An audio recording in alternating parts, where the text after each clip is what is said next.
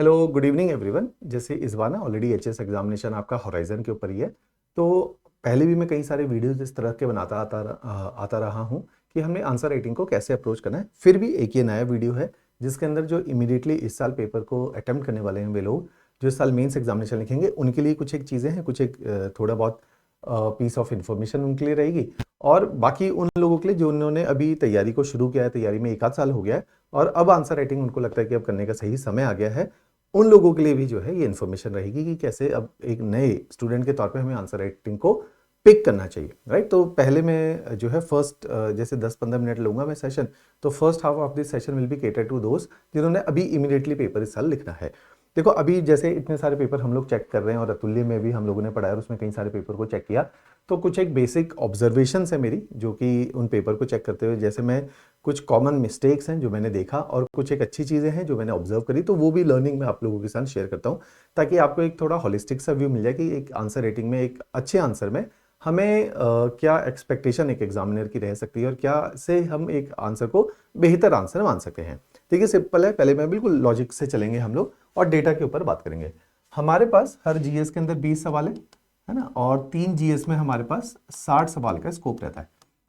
अब जब भी हम लोग बोलते हैं कि कोई भी, नॉट नेसेसरली कि ऐसा नहीं कि सिविल स्टैप की टेस्ट सीरीज ज्वाइन करनी, कोई भी टेस्ट सीरीज ज्वाइन करो, मैं हमेशा से पहले से भी बोलता आ रहा हूँ कि आंसर राइटिंग कहीं ना कहीं बैठ के करो, किसी ना किसी इंस्टीट्यूट के साथ जुड़ जाओ, किसी व्यक्ति विशेष के साथ जुड़ जाओ, लेकिन आंसर राइटिंग को अप्रोच करो। ऑब्जेक्टिव क्या है कि क्यों आंसर राइटिंग अप्रोच किया जाता है? देखिए, जब तक हम लोग चीजों को पढ़ते हैं, किताबें पढ़ रहे हैं, हम अपने सिलेबस को पढ़ रहे हैं और अपने नोट्स बना रहे हैं, चाहे हम खुद बना रहे हैं, इंटरनेट से बना रहे हैं, कोई किताब का रेफरेंस ले रहे हैं या किसी इंस्टीट्यूट को फॉलो कर रहे हैं, तो हम नोट्स मेकिंग कर रहे हैं। जब तक हम नोट्स मेकिंग के प्रोसेस में होते हैं, हम बेसिकली क्या कर रहे हैं कि इंफॉर्मेशन गैदर ही तो कर रहे हैं, इससे ज्यादा तो कुछ नहीं हो रहा। इंफॉर्मेशन गैदर करते हैं और उस इंफॉर्मेशन को गैदर करते हुए के बाद हम सोचते हैं कि एक बार हम पूरे सिलेबस को कंप्लीट कर लेंगे। जिस दिन हम अपने पूरे सिलेबस को कंप्लीट कर लेंगे उसके बाद जो है हम 365 दिन के बाद या 400 दिन में जब हमने सिलेबस को कंप्लीट किया उसके बाद हम आंसर राइटिंग को स्टार्ट करेंगे। ये एक नॉर्मल सी अप्रोच होती है, एक नॉर्मल सा नोशन है। इसी के साथ साथ इंफॉर्मेशन गैदर करने के बाद हमें ऐसा लगता है कि जब इंफॉर्मेशन गैदर होगी उसके बाद जब भी हम आंसर लिखेंगे तो हम बहुत जबरदस्त आंसर लिख देंगे क्योंकि हमारे पास नॉलेज होगी। ये हमारा बेसिक प्रीमाइस रहता है आंसर राइटिंग को लेके, या अप्रोच रहती है। एक चीज समझना पड़ेगा, हमने नॉलेज गैदर करी है, आंसर राइटिंग में जरूरत गैदरिंग के साथ साथ देखो अच्छी इंफॉर्मेशन हमारे नोट्स के अंदर हो, ये तो बहुत इंपॉर्टेंट प्री रिक्विजिट है। इसके साथ साथ इंपॉर्टेंट प्री रिक्विजिट है कि आपको वो सारी इंफॉर्मेशन रिटेन होनी चाहिए, क्योंकि अगर तो रिटेन है तब हम अपने आंसर के अंदर उस इंफॉर्मेशन को उतार पाते हैं। प्रॉब्लम क्या आती है पहले स्टेज में कि बच्चे आंसर राइटिंग से क्यों घबराते, क्यों भागते हैं? क्योंकि जो पेपर में पूछा जा रहा है ना, जैसे अगर हम पीवाईक्यूज को देखें तो हमेशा मैं कहता हूं कि पीवाईक्यूज एक बहुत इंपॉर्टेंट सोर्स ऑफ इंफॉर्मेशन है कि आप उनको देखोगे तो आपको पता चल जाएगा कि जो भी आप स्टडीज कर रहे हैं वो कितनी रेलिवेंट है पेपर के लिए। मेंस की मैं बात कर रहा हूं यहाँ पे, या आप जिस भी इंस्टीट्यूट में पढ़ रहे हैं वो कितना रेलिवेंट है इंफॉर्मेशन जो आपके साथ शेयर की जा रही है क्लासरूम में पेपर के मुताबिक। तो पीवाईक्यू एक आई ओपनिंग होते हैं, उनको देखने के बाद आपको पता चलता है कि पेपर में एग्जैक्टली क्या पूछा जा रहा है और आपको अपनी तैयारी को किस लाइन ऑफ थॉट में रखना है, किस चेन ऑफ कमांड में रखना है। अब पीवाईक्यू अगर आप देखें, जो भी सिलेबस सब्जेक्ट पढ़े, जैसे मैं ज्योग्राफी पढ़ा रहा हूं तो ज्योग्राफी के अंदर अगर आप पीवाईक्यू देखो वहां से आपको थोड़ा सा इन्फ्लुएंस ड्रॉ होगा कि इस तरह से आंसर राइटिंग को अप्रोच करना चाहिए, या ये सारी चीजें हैं जो पूछी जा रही हैं। तो उसी तर्ज पे आपके नोट्स मेकिंग होनी चाहिए। तो पहली बात, नोट्स मेकिंग में आपने ये ध्यान रखना है कि आपके नोट्स प्रीवियस ईयर क्वेश्चन के हिसाब से बने हुए हैं और जो पहले आए हुए क्वेश्चन है क्या वो सारे क्वेश्चन आपके नोट्स का पार्ट होना चाहिए। पहली स्टेज है। दूसरी स्टेज है, अब हमें इनको रिटेन करना है। रिटेन करने का तरीका भी आंसर राइटिंग ही है। आप रिपीटेड रिवीजन तो करोगे, लेकिन केवल रिपीटेड रिवीजन करके अगर आप आंसर भी लिखोगे तो आप देखोगे आप एक बहुत अच्छा आंसर नहीं लिख पाते हो। क्यों? क्योंकि उसका रीजन है कि हमने चीजें पढ़ी हैं, रट भी रहे हैं, लेकिन जैसे ही रिप्रोड्यूस करने का टाइम आता है तो अगर हमने 10 चीजें पढ़ी हैं तो we could able to recall 5 of them और perhaps could able to record 6 of them. तो दो 6 point could not be sufficient enough कि जिससे जो है हमारा एक अच्छा आंसर फ्रेम हो जाए। तो इसलिए आंसर राइटिंग के अंदर ये प्रॉब्लम आती है कि जो हम पढ़े अगर हम उसको लिख भी लेते हैं और उतना नहीं, उसका 50% भी लिख लेते हैं तो वो पर्याप्त नहीं है। दूसरा, जब भी आप क्लास में नोट्स बनाते हैं, जैसे मैं मान लो मैं वेस्टर्न घाट पढ़ा रहा हूं तो मैं बड़ा डिटेल में वेस्टर्न घाट बताऊंगा, अच्छा उसमें वेस्टर्न घाट्स के अंदर अच्छा ये चीजें होती हैं, कैसे उसका स्लोप जो है नॉर्थ टू साउथ इंक्रीज होता हुआ देखने को मिलता है, कैसे उसकी विड्थ के अंदर वेरिएशन मिलती है, कहाँ कहाँ पे वो डिफरेंट डिफरेंट जगहों पे डिफरेंट डिफरेंट हिल स्टेशन उस वेस्टर्न घाट के ऊपर हैं, उसका ईस्टर्न वाली साइड पे कैसा स्लोप है, वेस्टर्न वाली साइड पे कैसा स्लोप है, ईस्टर्न में कैसा रेनफॉल पैटर्न है, वेस्टर्न में कैसा रेनफॉल पैटर्न है, जेनरिक बातें करूंगा। अब आगे वेस्टर्न घाट लिखने को 8 नंबर में, और उसमें वेस्टर्न घाट के साथ साथ पूछ लीजिए पूरा पेनिनसुलर प्लेटू बता दो आप 8 नंबर के अंदर। अब वेस्टर्न घाट तो उसका एक छोटा सा अंश है। अब आपको चीजें बहुत सटीक लिखनी होती है। जब हम लोग नोट्स मेकिंग करते हैं, हम नोट्स मेकिंग बड़े विस्तार में करी होती है। आंसर बहुत प्रिसाइजली किसी एक चीज के ऊपर पूछा होता है, क्वेश्चन एक पूछा होता है, वो एक छोटे से एस्पेक्ट को हिट कर रहा है। अब हमें इतनी बड़ी इंफॉर्मेशन से एक बहुत छोटी सी चीज को फोकस करके लिखना होता है, बहुत सटीक लिखना होता है। इसलिए आंसर राइटिंग हमें पहले दिन से शुरू करनी पड़ जाती है। पहले दिन का मतलब है कि थोड़ी सी चीज पढ़ी, आंसर राइटिंग लिख करो। उससे क्या होता है कि हाँ, बहुत अच्छा आंसर नहीं आता, लेकिन एक अप्रोच आ जाती है, चीज को ऐसे अटेम्प्ट करना चाहिए था। और हमें बहुत माइक्रो लेवल पे भी छोटी छोटी बातों का ध्यान रखना है कि वो एक छोटी सी चीज के ऊपर भी क्वेश्चन आ सकता है और एक बड़े एस्पेक्ट के भी ऊपर क्वेश्चन आ सकता है 8 नंबर या 12 नंबर के अंदर। वहां से आप अपने कंटेंट को कैसे मैन्यूवर करोगे, ये जो है आंसर राइटिंग का गिमिक्स है जो हमें सीखना पड़ता है। इसलिए हमेशा आंसर राइटिंग के लिए आप देखोगे, हम ही नहीं है ना, जो भी आंसर राइटिंग में काम कर रहे हैं इंस्टीट्यूट, वो एक शब्द यूज करते हैं, art of answer writing. Art of answer writing itself depict कि भाई ये एक आर्ट है, ये एक कला है और ये सीखनी पड़ेगी और सीखने में समय लगता है। कोई भी चीज सीखते हैं हम कला को, है ना, किसी भी एस्पेक्ट में सीखते हैं तो उसमें समय लगता है। ऐसे ही art of answer writing itself is a task जो कि समय के साथ आता है। समय के साथ ये बेहतर होता चला जाता है, लेकिन हमें एटलीस्ट इसको अर्ली स्टेजेस में शुरू करना पड़ेगा ताकि इसको समय के साथ तराशा जा सके। कंटेंट धीरे धीरे डेवलप होता है।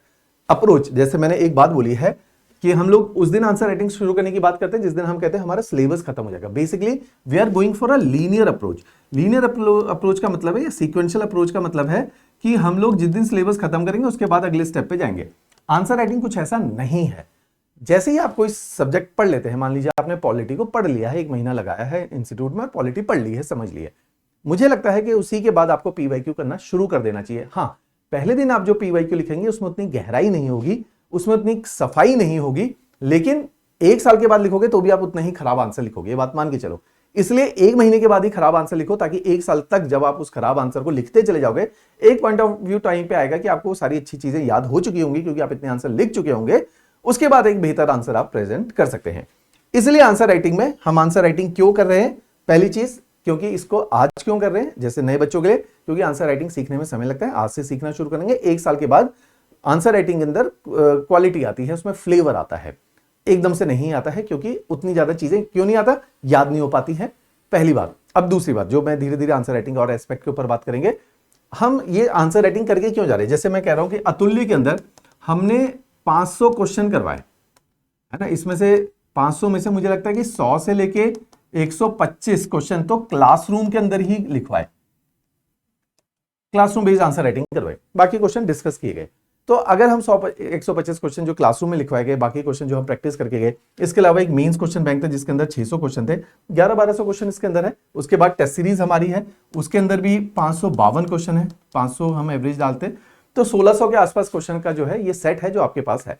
इन क्वेश्चन को आपको खुद प्रयास करना है, घर में स्टिपुलेटेड टाइम में लिखने का अभ्यास करना है। क्लियर? ये अगर हम लोग करते हैं, उससे क्या होता है, एक हमारे पास ऑलरेडी घर के ऊपर 1200, 1500, 1400, 400, 500 जितने भी जिसने अपनी क्षमता अनुसार और समय अनुसार क्वेश्चन लिखे, वो उसने लिख लिए हैं। अब जब एग्जामिनेशन में आप जाओगे, जैसे हम लोग क्रिकेट खेल रहे हैं, फुटबॉल खेल रहे हैं, क्रिकेट में क्यों इतनी प्रैक्टिस की जा रही है? क्योंकि हर प्रकार की बॉल के लिए हमारा ऑलरेडी एक डिसाइसिव शॉट रेडी होना चाहिए। डिसाइसिव शॉट का मतलब है बॉल बहुत तेजी से आती है, 140 प्लस ही किलोमीटर प्रति घंटे की रफ्तार से आ रही है, तो 1.5 सेकंड के आसपास बॉल आप तक पहुंच जाती है, बैट्समैन तक पहुंच जाती है, 1 से 1.5 सेकंड के टाइम फ्रेम में। अब इतने कम टाइम फ्रेम में बॉल पहुंच जाएगी तो आपके पास सोचने का टाइम थोड़ी है कि इस प्रकार की बॉल में किस तरह का शॉट लगेगा।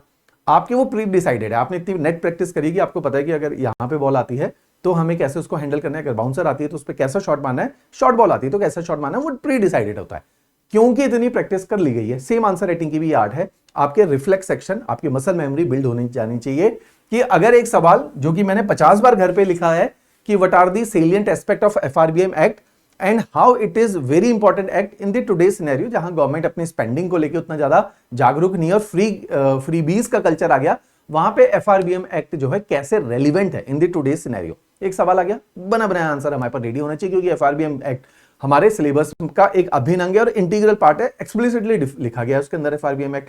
तो उसका आंसर हमारे पास रेडी होना चाहिए कि जैसी हमारी दृष्टि एफआरबीएम एक्ट के सवाल पे पड़ी, हमारा ऑलरेडी जो घर पे लिखे 4 बार लिख के गए थे आंसर, वो आंसर बिल्कुल रेडी था, उसका इंट्रो रेडी था, बॉडी पार्ट रेडी था, कंक्लूजन रेडी था, एज इट इज लिख दिया।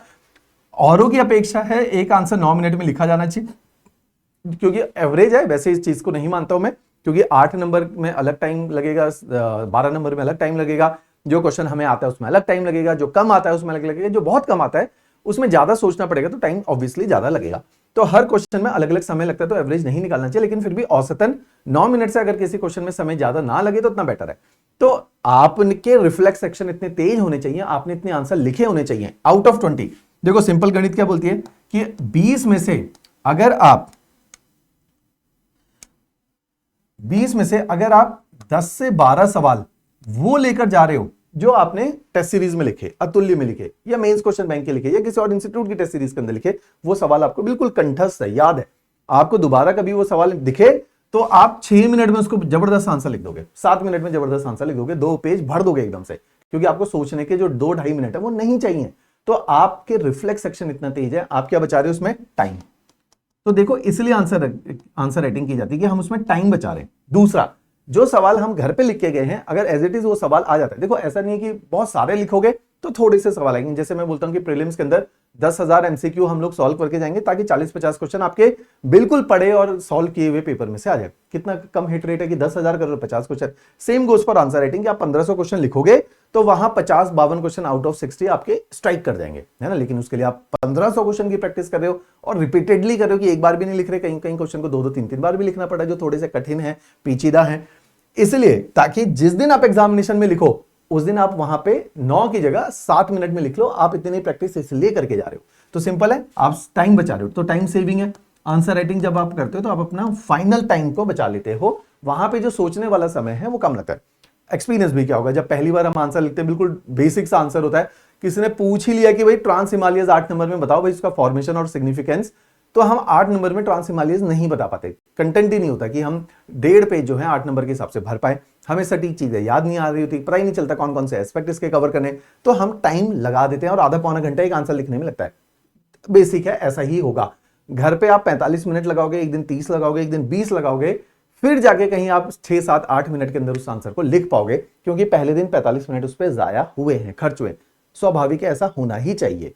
तो टाइम सेव करोगे आप एग्जामिनेशन के अंदर, आंसर राइटिंग का पहला फायदा। दूसरा, जब आप आंसर राइटिंग करके जाते हो तो आप एक बेटर आंसर लिखते हो, आप वो लिखते हो जो एग्जामिनर चाहता है पढ़ना, उसकी वजह से आपको क्या मिलते हैं? High marks.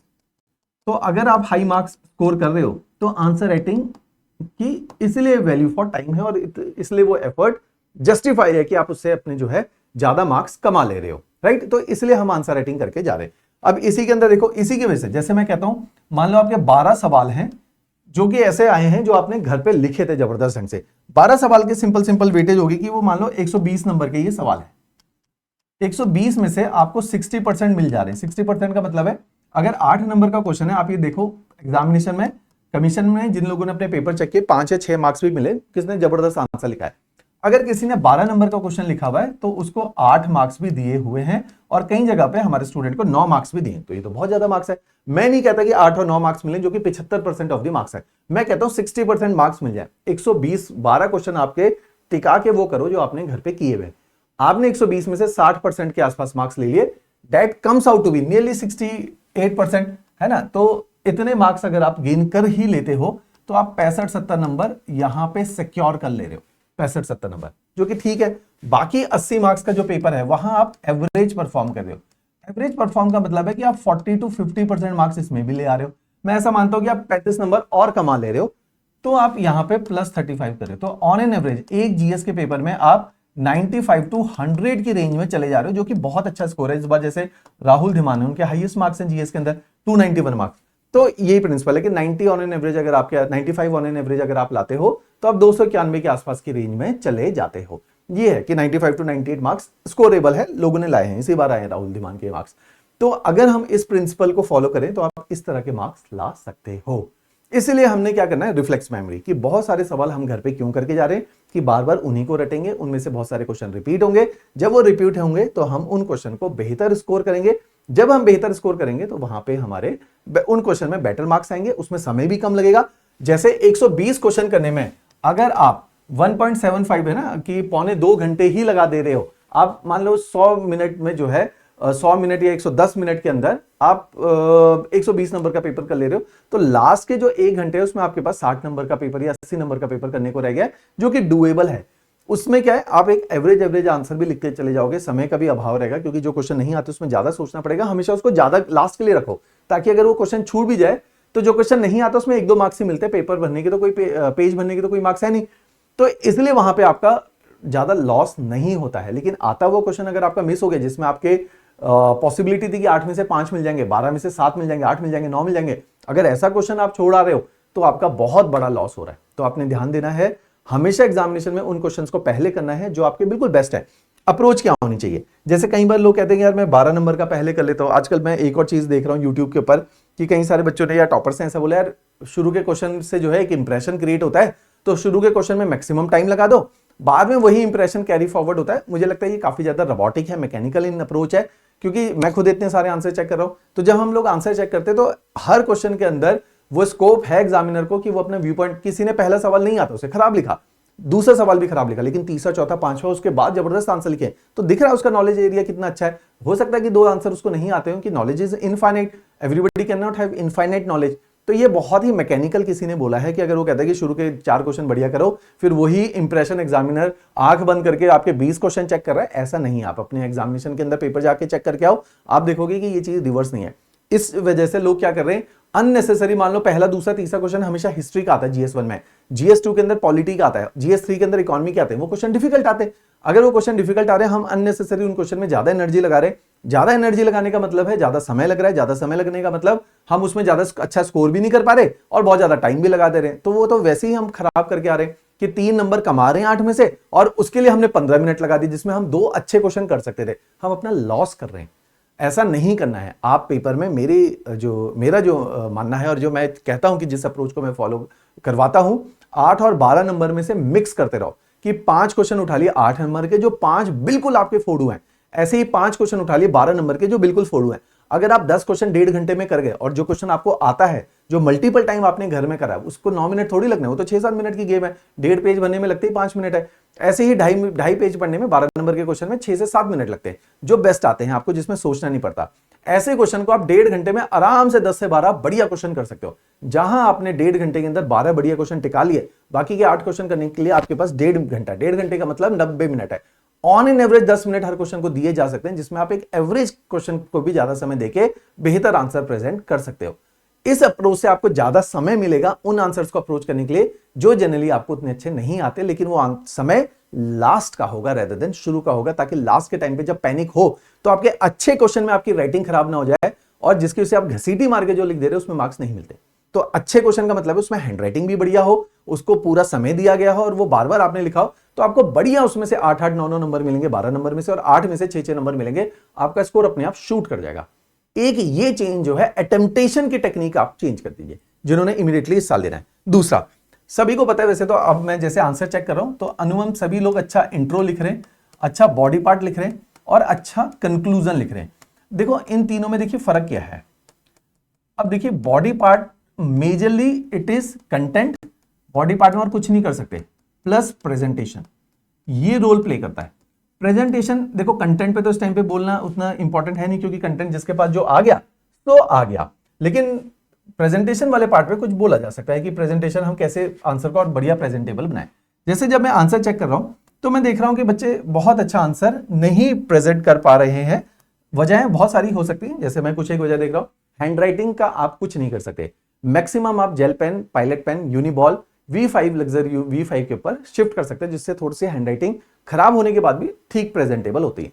इंटरलाइन स्पेस का ध्यान रखिए, इस वर्ड को लिख लीजिए, इंटरलाइन स्पेस। मैं बहुत सारे आंसर चेक करता हूं, उसमें देखता हूं इंटरलाइन जो स्पेस है वो प्रॉपर नहीं होता, खराब हैंडराइटिंग की वजह से। अगर जिसकी तो ठीक हैंडराइटिंग है उसको उतना मैटर नहीं करता, जिसकी हैंडराइटिंग खराब है वो छोटे छोटे गिमिक्स करके अपने पेपर को अच्छे ढंग से प्रेजेंट कर सकते हैं। तो इंटर स्पेस जो है, 2 लाइन के बीच के स्पेस पे अगर आप फोकस करो तो उसको अच्छा एडजस्ट किया जा सकता है। इंटरलाइनिंग स्पेस को बढ़ा दीजिए अगर आपकी हैंडराइटिंग खराब है। दूसरी बात, हमेशा क्या कीजिए, मैं डायग्राम में पहले भी बोल चुका, मैंने एक सेशन लिया था पूरा एथिक्स ऑफ डायग्राम। हमेशा कोशिश कीजिए डायग्राम को पेज के राइट हैंड साइड कॉर्नर पे बनाइए। राइट हैंड साइड पे जब आप डायग्राम को बनाओगे तो वो ज्यादा। और आप देखिए हमेशा 20 क्वेश्चन है, 20 में से GS1 के अंदर एक और चीज कि डायग्राम्स को कैसे अप्रोच करें। GS1 के अंदर आपके पास डायग्राम बनाने का बहुत बढ़िया स्कोप आता है GS1 के अंदर, क्योंकि GS1 में आपके पास कोर सब्जेक्ट क्या है, डिजास्टर, आपके पास कोर सब्जेक्ट है ज्योग्राफी ऑफ हिमाचल, और आपके पास ज्योग्राफी, इन तीनों के अंदर डायग्राम बनाने का स्कोप है। फिर इसके अंदर कल्चर भी है, इसके अंदर डायग्राम बनाने का स्कोप है। ऐसे ही GS1 के अंदर हिमाचल की हिस्ट्री, चंबा में पूछ लिया साहिल वर्मन के बारे में, उसका आप जो उसका रेन रीजन है उसको जो है बना सकते हो कि कहां कहां पे उनका एम्पायर था। ऐसे ही अगर पेपर 1 के अंदर GS1 के अंदर फेयर एंड फेस्टिवल एक टॉपिक है, ट्राइबल्स एक टॉपिक है, उनके ऊपर क्वेश्चंस आ गए, आपके पास पूरा स्कोप है कि वहां पे हिमाचल के इंपॉर्टेंट फेयर एंड फेस्टिवल को एक हिमाचल के मैप में दर्शाया जा सकता है। तो GS1 के अंदर 6 से 7 क्वेश्चन के अंदर मिनिमम स्कोर है डायग्राम का।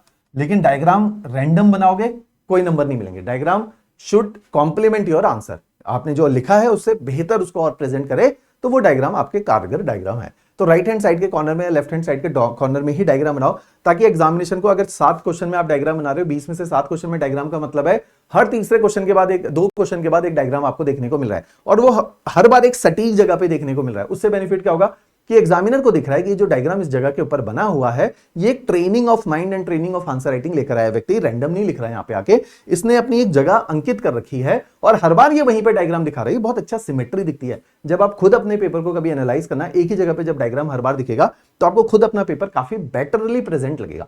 तो ये आप काम कर लीजिए। राइट हैंड साइड और लेफ्ट हैंड साइड कॉर्नर में मैं इसलिए बोल रहा हूं, अगर आप डायग्राम को बीच जैसे में बना देते तो इसके आसपास कंटेंट को एडजस्ट करना बड़ा गंदा लगता है, आपको क्लीन नहीं लगता पेपर, और आप पूरी लाइन लिख रहे हो लेकिन लिख नहीं पा रहे, फिर आधी लाइन वहां कंटिन्यू हो रही है, प्रेजेंटेबल नहीं है। डायग्राम यहां पे बनाओ और डायग्राम को एक डब्बे के अंदर बंद करो। Diagram has always suppose to be in closed enclosure, इसके अंदर डायग्राम होना चाहिए, बंद डब्बे के अंदर डायग्राम होना चाहिए। कभी भी आप अपनी किसी भी किताब को उठाओ जिसमें डायग्राम बने एनसीईआरटीज को, वो डब्बे के अंदर बने। And diagram has to be a name, diagram का एक नाम होना चाहिए, इट शुड बी नेम्ड, तब डायग्राम पूरा होगा। डायग्राम अंदर भी जो भी चीजें इसमें लिखोगे they are suppose to be well labelled, और हमेशा डायग्राम अपने मन में ये बिठा के रखना है कि मेरा डायग्राम मेरे आंसर को कॉम्प्लीमेंट करे, ऐसा एक खूबसूरत डायग्राम होना चाहिए, नीट होना चाहिए, बहुत ज्यादा लेबलिंग हो, स्केल टू मैप हो आवश्यक नहीं है, वो एक प्रेजेंटेबल डायग्राम होना चाहिए।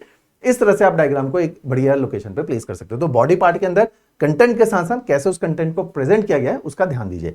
दूसरी बात, हम लोग हेडिंग्स लिखते हैं, हमेशा हेडिंग को अंडरलाइन करो, और मैं तो बोलता हूं हेडिंग्स को अंडरलाइन के साथ अगर आप डब्बे के अंदर डाल सकते हो, जैसे उन्होंने लिखा बोला कि salient feature of FRBM act, आप इस बात को लिख लीजिए salient feature of FRBM act और उसको एक डब्बे के अंदर बंद कर लीजिए। उसके बाद हमेशा बच्चे क्या कर रहे हैं आजकल, पॉइंट नंबर 1, पॉइंट नंबर 2 या ऐसे लगा रहे हैं, या कोई बच्चे ऐसे लगा रहे हैं, ये मत करो। सिंपल है, न्यूमेरिक लिखो, point 1, point 2, point 3, point 4, that's it.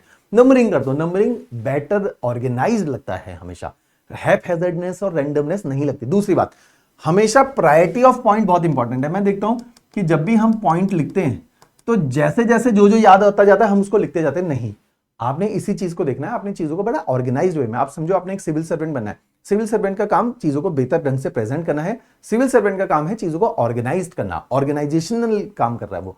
तो उसी ऑर्गेनाइज करने में आंसर राइटिंग एक रोल प्ले करेगी। आपको पता होना चाहिए आपकी प्रायोरिटी पॉइंट्स क्या हैं, तो आपके प्रायोरिटी पॉइंट्स अच्छे पॉइंट शुरू में होने चाहिए, और जो बाकी आपको लगता है कि पॉइंट रेलिवेंट है लेकिन उतने ज्यादा प्रायोरिटी वाइज इंपॉर्टेंट नहीं है, they are suppose to be in the last stack. तो इसलिए इस तरह से आंसर राइटिंग को आप मैनेज करोगे। तो अपने कंटेंट को ऑर्गेनाइज करो कि अच्छे पॉइंट शुरू में लिखिए, जो कम अच्छे पॉइंट है उनको थोड़ा सा नीचे डाल दीजिए। ये एक तरीका है चीजों को प्रेजेंट करने का। तो बॉडी पार्ट में presentation is important. Now comes to the introduction part.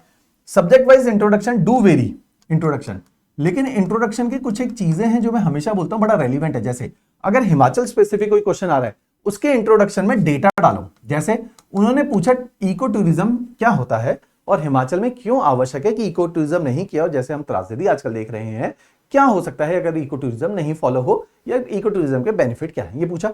आपका डेटा हमेशा रेडी होना चाहिए इंट्रोडक्शन के अंदर। भाई हिमाचल में हर साल, जो एक बार इकोनॉमिक सर्वे ने बोला 7.76% जो है जीडीपी कंट्रीब्यूशन हिमाचल के अंदर हर साल जो है टूरिज्म का रहता है, और 14.42% जो है जॉब क्रिएशन डायरेक्ट और इनडायरेक्ट इसके थ्रू होती है। डेटा डाल दिया आपने शुरू, बहुत अच्छी बात है। और डेटा डालने तो सर्वे ने बोला इस बार 1.81 करोड़ टूरिस्ट हिमाचल में टिल दिसंबर 2024 तक पहुंच चुका था। ये एक और डेटा डालते हैं, तो डेटा हमेशा इंट्रोडक्शन को बेहतर रखता है। ऐसे ही कुछ भी पूछा गया, चाहे इकोनॉमी, जैसे डेमोग्राफिक डिविडेंड पूछ लिया, कि what do you understand by demographic dividend and how government are making policies to reap this demographic dividend. एक ही सवाल इकोनॉमी का आ गया। बताइए कि डेमोग्राफिक डिविडेंड क्या होता है, कि जब हम अपनी पॉपुलेशन को पढ़ाते लिखाते हेल्थ देते हैं ताकि हम उस डेमोग्राफी को एक एसेट की तरह यूज कर सके, तब हम उसको डेमोग्राफिक डिविडेंड है कि उसका लाभ हम उठा सके। जैसे भारत के अंदर at present 58% of population is youth between the age group of 14 to 59 according to the census 2011। तो हमने एक डेटा दे दिया है ना, सेंसेक्स का डेटा दे दिया, पॉपुलेशन का डेटा दे दिया, और उसके आधार पर डेमोग्राफिक डिविडेंड की बात करिए। डेटा कोड करो, जहां पर भी डेटा कोड किया जा सकता, जैसे हिस्ट्री है कोई डेटा नहीं आता, लेकिन सोसाइटी है, विमेन के ऊपर कोई क्वेश्चन आया, विमेन के ऊपर जैसे ही क्वेश्चन आया तो आपके पास विमेन के रिलेटेड सेक्स रेशियो कितना है, लिटरेसी रेट में क्या डिफरेंस है, सेक्स रेशियो में क्या डिफरेंस है, उसके बाद उनका पार्लियामेंटेरियन जो है प्रेजेंटेशन कितना है, स्टेट लेवल पे लेजिस्लेचर प्रेजेंटेशन कितना है, इकोनॉमिक पार्टिसिपेशन में जेंडर पैरिटी इंडेक्स क्या बोलता है। डेटा डेटा डेटा आपके पास रेडी होने चाहिए ताकि इंट्रोडक्शन में इमीडिएटली आप काफी सारे डेटा को थ्रो कर पाओ। तो introduction has to be laden with data. दूसरा, अगर कोई भी सवाल पूछा उसमें एग्जांपल डाल दो तो चीजों में बहुत अच्छा फ्लेवर आ जाएगा। जैसे रेन वाटर हार्वेस्टिंग पे मैं काफी क्वेश्चन डाल भी रहा हूं, इंपॉर्टेंट भी इस बार rain water harvesting. Rain water harvesting पे क्वेश्चन आ गया और आप डालो रेन वाटर हार्वेस्टिंग की एक टेक्निकल डेफिनेशन और साथ में डाल दो डेटा कि एग्जांपल, रीसेंट एग्जांपल की रेन वाटर हार्वेस्टिंग का जो है अभी चेन्नई मॉडल बना है, रेन वाटर हार्वेस्टिंग का भी बेंगलुरु मॉडल बना है, और रेन वाटर हार्वेस्टिंग का अभी recently Mumbai model spawn city का मॉडल बना है। तो आपने एग्जाम्पल डाले, तो आप क्या कीजिए, डेटा ज्यादा डालिए, एग्जाम्पल ज्यादा डालिए। Introduction has to be well impregnated with examples and data. वो चीज को बड़ा रेलिवेंट सा बना देता है। जैसे क्लाइमेट चेंज के ऊपर आया और आपने लिखा कि भाई बिल्कुल ठीक बात बोल रहे हो, क्लाइमेट चेंज हो रहा है according to the 6th assessment report of IPCC. अब तो 7th भी आ गई है, 6th assessment report of IPCC, जिसने बोला 1.5 to 2 डिग्री सेल्सियस के ऊपर जो है इतना मीटर जो है सी लेवल राइज हो जाएगा। डेटा के साथ आपने चीजों को बात करी और साथ में करंट उदाहरण देकर चीजों को समझाने का। अगर क्लाउड बर्स्ट आया, एक टेक्निकल परिभाषा लिखी कि 100 millimetre of rainfall is received in a zone of 10 by 10 है ना स्क्वायर किलोमीटर, तो उसको हम क्लाउड बर्स्ट की परिभाषा देंगे। ये बोला for example the recent cloud burst, अलग थोनाग का दे दिया है ना, सिराज का दे दिया और ब्यास का दे दिया, तो अलग अलग जगहों के हमने क्लाउड बर्स्ट के उदाहरण पेश कर दिए। सिंपल। तो हमने टेक्निकल बात भी करी है और एक जो है उदाहरण। जहां पे टेक्निकल पूछा, ड्रॉट प्रोन एरिया क्या है, डेजर्टिफिकेशन का क्या मतलब होता है, जहां टेक्निकल चीज पूछे हैं वहां पे हमेशा देखना जो परिभाषा है, डेफिनेशन है, that has to be technical. देखो 20 क्वेश्चन में आप ऐसा नहीं कर पाओगे, इसलिए मैंने क्या अनुमान लगाया कि 12 क्वेश्चन में तो ऐसा कर सकते हो, क्योंकि वो आपने घर पे लिखे होंगे, उनमें से बहुत सारे क्वेश्चन रिपीट होंगे, उन्हीं में आप अच्छा लिखोगे। बाकी क्वेश्चन में आप जो एक जेनरिक पॉइंट है, जनरल व्यू पॉइंट है, उनको लिखोगे। General view point always fetch general marks. Exceptional answer will always be rewarded with exceptional marks. इस चीज का ध्यान रखना। तो ये काम हम लोगों ने करके जाना। तो introduction has to be impregnated with data, it has to be impregnated with examples that are very recent, that is very relevant। इससे क्या हुआ, करंट अफेयर का तड़का भी लग गया, आपके पास जो है कुछ एग्जांपल्स आ गए। Coming to the conclusion part. Conclusion एक बहुत इंपॉर्टेंट एरिया होता है, क्योंकि जब भी आपको मार्क्स दिए जाते हैं वो कंक्लूजन पढ़ के उसके साथ में मार्क्स दिए जाते हैं। तो ये क्या है, लास्ट इंप्रेशन का एक आपके पास अपॉर्चुनिटी है। हमेशा conclusion should be loaded with keywords. ये एक पॉजिटिव नोड होना चाहिए, पॉजिटिव नोड पे होना चाहिए, और इम्प्रेग्नेटेड विद कीवर्ड्स, अच्छे अच्छे भारी शब्द, इंक्लूसन, इंक्लूसिवनेस, गुड गवर्नेंस, है ना, ऐसे शब्द, inclusiveness, good governance, community participation, educating, aware, capacity building, spreading awareness. इस तरह की शब्दावली को depending on the nature of question to question इस तरह की शब्दावली का इस्तेमाल करेंगे। और कुछ जगहों पे, जैसे अगर आपका सोसाइटी से क्वेश्चन आ गया, ध्यान रखिए कुछ टॉपिक की बात कर रहा हूं, या सोशल इश्यू से क्वेश्चन आ गया, आपका क्वेश्चन पॉलिटी के कुछ सर्टेन एरिया से आ गया, आपका क्वेश्चन इकोनॉमी से आ गया, आपका क्वेश्चन टूरिज्म, GS3, एनर्जी, जिनको मैं 5 टॉपिक बोलता हूं की टू GS3, एनर्जी, एनवायरमेंट, है ना, एग्रीकल्चर, ये सारे एरियाज हैं जो आपको इमीडिएटली मार्क्स गेन करवा देते हैं। इन एरिया से अगर सवाल आपके आते हैं, always connect to SDG goals. नए बच्चे भी सुन लीजिए, SDG गोल से इनको कनेक्ट करना है। आपने 17 के 17 गोल, हर गोल के अंदर और भी पॉइंट है, 4-4, 5-5 पॉइंट है। गोल नंबर 1 है ना, 0 पॉवर्टी, नो हंगर। ऐसे ही आप देखोगे हेल्थ के ऊपर गोल है, फिर हमारे पास education, goal number 4, goal number 5 gender equality, ऐसे ही 11, 12, 13 है ना, life under water, life over land, tourism, इन सब के ऊपर डिफरेंट डिफरेंट गोल है। तो इन सबको सस्टेनेबल सिटीज के ऊपर गोल है, इंफ्रास्ट्रक्चर के ऊपर गोल है, इको टूरिज्म के ऊपर गोल्स है। तो आपको पूरे 17 के 17 गोल याद होने चाहिए ताकि रिक्वायर्ड आंसर के अकॉर्डिंग आप कंक्लूजन के अंदर एक सस्टेनेबल डेवलपमेंट गोल हमेशा कनेक्ट करो। कंक्लूजन के अंदर हमेशा प्रियम्बल के जो बेसिक प्रिंसिपल है, जहां पर भी अपॉर्चुनिटी मिल रही है, विमेन का क्वेश्चन आप बोलो कि सोशल जस्टिस लेकर आना है, जहां पर भी एससी एसटीज की बात करिए वहां पे सोशल जस्टिस, अगर एजुकेशन से रिलेटेड है तो आप बोलो कि इकोनॉमिक जस्टिस भी आएगा, क्योंकि उनको पढ़ने और लिखने का मौका मिलेगा, इन फ्यूचर ये इकोनॉमिकली प्रॉस्परस करेंगे। तो आप सोशल जस्टिस, जो हमारे प्रिंसिपल्स ऑफ कॉन्स्टिट्यूशन है ना, प्रियम्बल के अंदर लिखे गए जो वैल्यूज है हमारी, उनको कोट कीजिए। ऐसे ही आप डीपीएसपी को कोड कीजिए। आप अगर फार्मिंग के ऊपर आ रहा है 48A, साइंटिफिक फार्मिंग करने की हमने बात करी है 48A, तो ऐसे ही अगर इनइक्वालिटी ऑफ इनकम को रिड्यूस करने की कहीं पर भी बात हो रही है 39 आर्टिकल जो कि डीपीएसपी के अंदर है, आपको डीपीएसपी पूरे याद होनी चाहिए, फंडामेंटल ड्यूटीज याद होनी चाहिए, एनवायरमेंटल प्रोटेक्शन आपके पास फंडामेंटल ड्यूटीज हैं, है ना, in my opinion it is fundamental duty 51A।